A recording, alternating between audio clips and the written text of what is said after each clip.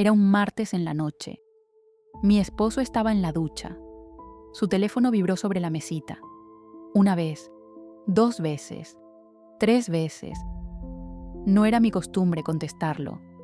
Nunca lo había sido. Pero el nombre que apareció en pantalla me hizo pensar que algo andaba mal. Contesté. Y la voz de una mujer dijo: ¿vas a seguir mintiéndole? Ella creyó que hablaba con él. La llamada duró 8 segundos. Cuando entendió que no era él, colgó. Me quedé con el teléfono en la mano, el agua de la ducha todavía corriendo, el cuarto en silencio, y esa frase flotando en el aire. ¿Vas a seguir mintiéndole?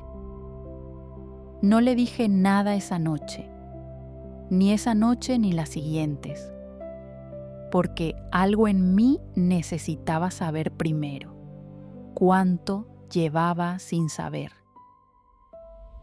Mi esposo se llamaba Marcos. Llevábamos 17 años casados, 2 hijos, una casa en las afueras, una vida que desde afuera se veía ordenada y que desde adentro también se sentía ordenada, o eso creía yo. Marcos no era el esposo perfecto, nunca lo pretendió. Era distraído, olvidadizo, trabajaba demasiado, llegaba tarde más noches de las que debía, pero estaba presente cuando importaba, en los cumpleaños de los niños, en las crisis, en las cosas que definen si alguien está o no está. Hubo momentos a lo largo de los años donde algo se sentía raro. Un viaje de trabajo que duró más de lo anunciado, un fin de semana que nunca terminé de entender, conversaciones que se cortaban cuando yo entraba. Cada vez que algo me generaba duda, encontraba una explicación. No porque Marcos me la diera, sino porque yo la buscaba. Ahora que lo pienso, había una persona que siempre parecía saber dónde estaba Marcos, su hermana. Cuando yo no lo encontraba y la llamaba a ella, siempre tenía una respuesta lista, demasiado lista, demasiado rápida. En ese momento lo interpreté como que eran cercanos, que era una buena hermana. Ahora lo interpreto diferente. El nombre guardado en el teléfono era el de un supuesto compañero de trabajo. Un nombre que en años de matrimonio pocas veces había escuchado mencionar. Esa noche, después de que Marcos se durmió, tomé su teléfono otra vez. Abrí esa conversación. Y lo que leí me quitó el sueño por semanas. No voy a repetir lo que decían esos mensajes. Algunos detalles no necesitan ser dichos para que el dolor sea entendido. Lo que sí voy a decir es lo que más me golpeó. No fue lo que decían. Fue cuando empezaron. El primer mensaje en esa conversación tenía fecha de 8 años atrás. 8 años. Me senté en la oscuridad del cuarto, haciendo cuentas que no quería hacer. En ese entonces, nuestro hijo mayor tenía 7 años. El menor acababa de nacer. Habíamos remodelado la cocina, habíamos tenido nuestro 9º aniversario. Marcos me había llevado a cenar, me había dado flores, me había dicho que era la mujer de su vida. Guardé el teléfono, me fui al baño. Abrí el grifo para que el sonido tapara cualquier otra cosa. Y me quedé parada frente al espejo, sin reconocer del todo a la mujer que me miraba. Los días siguientes viví en 2 niveles al mismo tiempo. En la superficie, todo igual. El desayuno, los niños, el trabajo, las conversaciones de pareja de siempre. Y por debajo, una investigación silenciosa que no sabía a dónde me llevaba. empecé a prestar atención a cosas que antes dejaba pasar. Cuántas veces tomaba el teléfono y se alejaba, cuánto tardaba cuando salía a caminar, con qué frecuencia mencionaba reuniones que nunca terminaban de tener sentido. Encontré recibos, no de cenas románticas ni de hoteles, algo más discreto.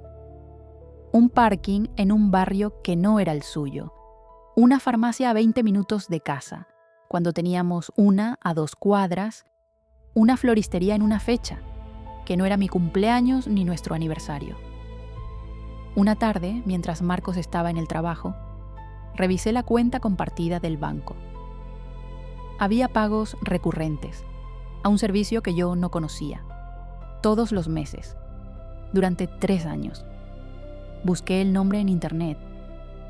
Era una empresa de gestión de propiedades. Marcos tenía un departamento que yo no sabía que existía.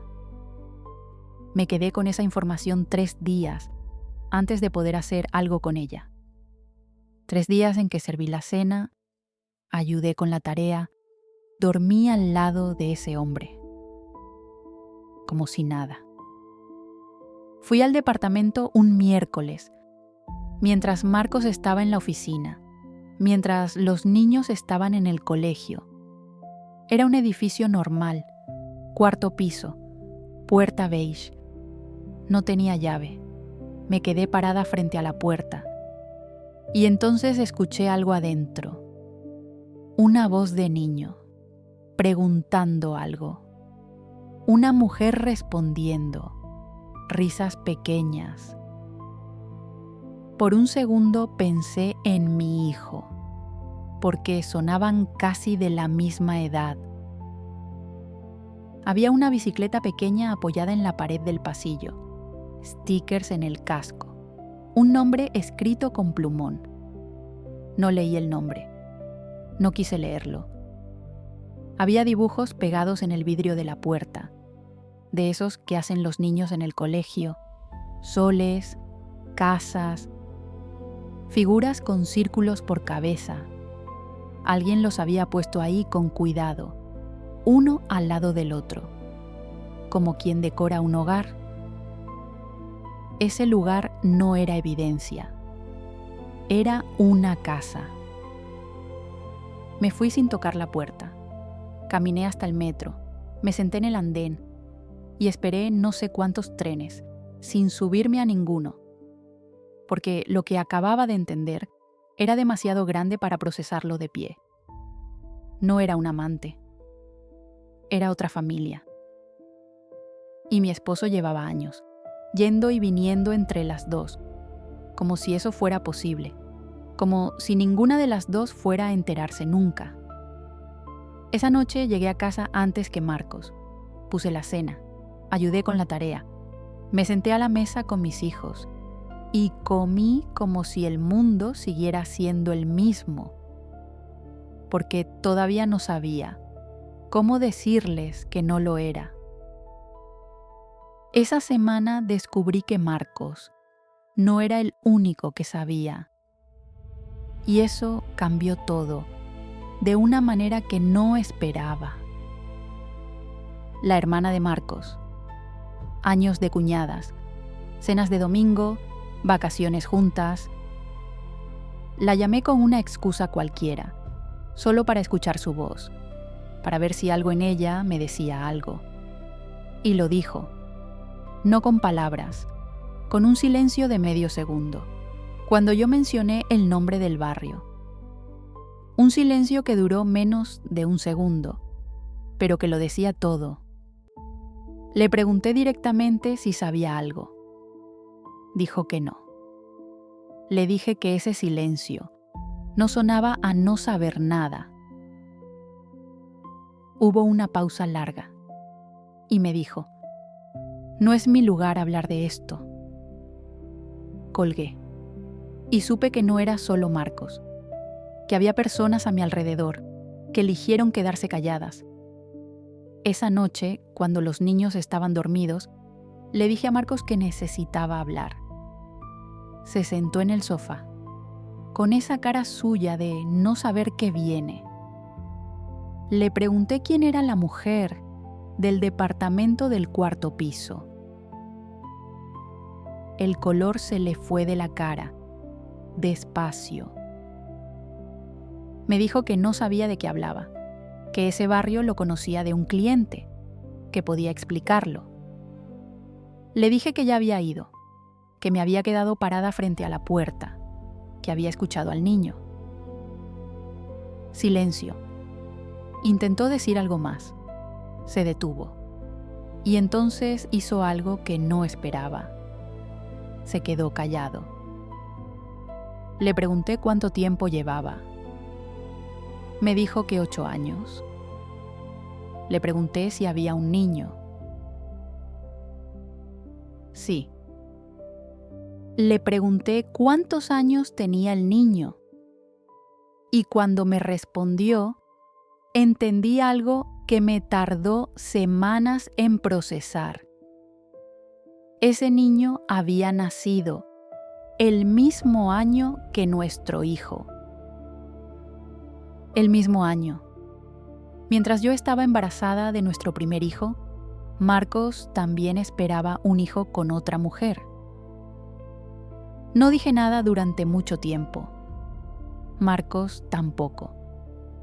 Solo estábamos los dos en ese sofá, con 17 años entre nosotros, y todo lo que esos años significaban, cambiando de forma en tiempo real. Le pregunté si la amaba. Tardó en responder. Me dijo que no era tan simple, que había empezado como algo que no debía haber empezado, que luego vino el niño, que luego no supo cómo salir. Le dije que eso no era una respuesta. Me dijo, ¿sí? Creo que sí. No lloré en ese momento, no grité. Solo sentí algo que no sé cómo describir, como cuando uno pisa un suelo que creía firme y resulta que no lo era. Me levanté del sofá. Fui a la habitación de mis hijos. Los miré dormir un momento. Yo no necesitaba que 17 años fueran perfectos. Necesitaba que fueran míos. Y nunca lo fueron. No tomé una decisión esa noche, ni esa semana, ni el mes siguiente, porque había 2 hijos durmiendo en esa casa, que no sabían nada. Y yo no sabía cómo contarles que su mundo también había cambiado. Marcos se fue a vivir con su hermana. Con ella no volví a hablar durante meses, no por rabia exactamente, sino porque no sabía qué decirle. Lo que hizo tenía una lógica, que entendía aunque no podía aceptar. Los niños preguntaron. Les dije que papá y mamá estaban pasando por un momento difícil, que los dos los amaban, que eso no iba a cambiar nunca. El mayor me miró con esa cara que tienen los niños cuando saben que lo que les estás diciendo es solo una parte de la verdad. No preguntó más. Marcos pidió hablar varias veces. Le dije que sí cada vez. Hubo una conversación donde me dijo que había intentado terminar con ella 2 veces, que no pudo, que cuando nació el niño, la situación se volvió imposible de resolver.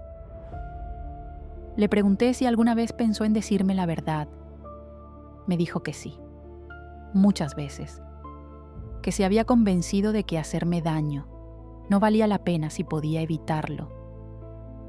Le dije que lo que no había entendido era que el daño ya estaba hecho, que mentir durante todo ese tiempo es daño aunque uno no lo sepa. No respondió nada. Y en ese silencio, creo que por primera vez, realmente entendió. Han pasado 2 años desde esa llamada. El martes en la noche, el teléfono vibrando en la mesita, el agua de la ducha corriendo. Me separé de Marcos, no de inmediato. Tardé casi un año en tomar esa decisión. No porque dudara de lo que quería, sino porque muchos años no se cierran en una noche. Porque había que hablar con los niños. Porque había que deshacer una vida entera, sin destruirla en el proceso. Marcos sigue viendo a sus hijos. Eso no cambió. Y no iba a cambiar por lo que me hizo a mí. Lo que pasó fue entre él y yo. Mis hijos necesitan a su padre. Y ese derecho no me pertenece quitárselo. A veces pienso en esa mujer al teléfono, la que creyó que hablaba con él, la que me preguntó si iba a seguir mintiéndole. Ella también vivía sin saber todo, a su manera, en su vida. Vi una casa al otro lado de esa puerta, dibujos, una bicicleta, risas de niño, una vida construida sobre la misma mentira que la mía. Nunca hablé con ella, no sé si algún día lo haré. Pero pienso en esa llamada de 8 segundos y en todo lo que cambió por contestar. A veces desearía no haberlo hecho. A veces me alegro de haberlo hecho. Todavía no sé cuál de las dos tiene más razón